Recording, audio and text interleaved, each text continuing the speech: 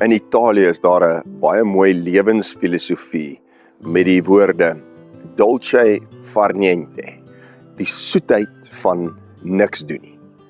Nou ek het dit nie gekies omdat ons nou 2 lang naweë na mekaar gehad het nie, nee. Maar die soetheid van niks doen nie is nie luiheid nie. Dis nie om jou verantwoordelikhede te ontvlug nie. Dis iets dieper. Dit gaan oor om werklik teenwoordig te wees, om stil te raak, om jouself toe te laat om 'n oomblik te beleef sonder om dit te jaag. Om jou oggendkoffie nie net te drink nie, maar te proe, om die warmte van die beker in jou hande te voel. Om die oomblik nie net te oorleef nie, maar werklik, kom ons noem dit, te bewoon. Nou ons leef in 'n wêreld wat altyd aan die hardloop is. Die volgende taak, die volgende epos, die volgende probleem, die volgende doelwit. En so kan ek aanhou en aanhou. En selfs wanneer ons rus ons haastig. Selfs wanneer ons stil sit, is ons gedagtes besig om te jaag.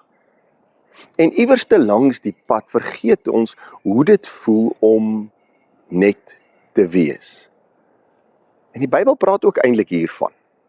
In Psalm 46 vers 11 staan daar: Wees stil en weet dat ek God is. Let op. Nie doen meer en weet ek is God nie. Nie bewys jouself en weet dat ek God is nie, maar wees stil. En daar's iets wat gebeur in die stilte wat nie in die geraas kan gebeur nie. Jesus self het dit geleef. Ons lees in Lukas 10 vers 38 tot 42 die mooi verhaal van Martha wat besig is, hard in die werk, rondskarrel, alles regmaak, en Maria, sy sit net by Jesus se voete. Van buite af lyk dit asof sy niks doen nie. Maar Jesus sê, sy het die beste deel gekies. Miskien is dolce far niente nie so ver ook van iets van geloof af nie. Miskien is dit juis 'n geestelike dissipline om stil te sit sonder skuldgevoel.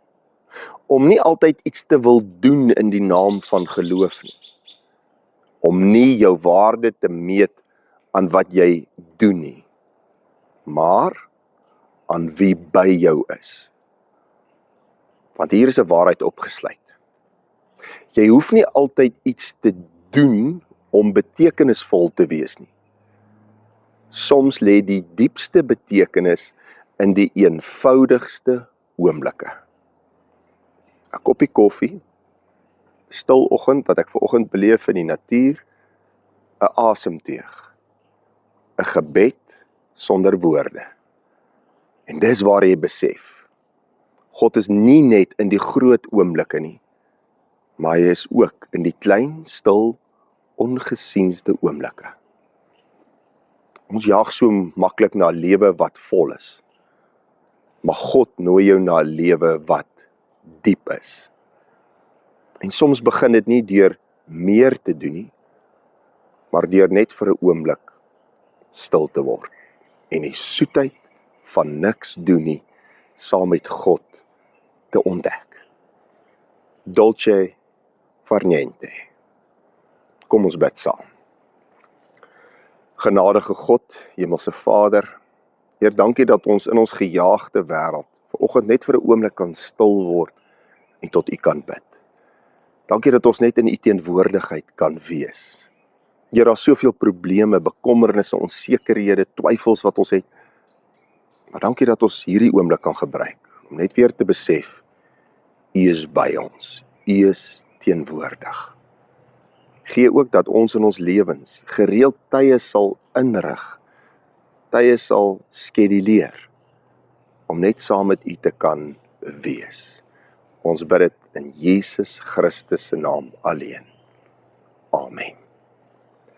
Dankie dat jy vandag weer ingeskakel het hier by die kerk aanlyn. Indien dit vir jou moontlik is, jy weet al, deel hierdie evangelie met iemand anders. Dalk het iemand net nodig om vir 'n oomblik in sy lewe stil te staan en net saam met God te wees.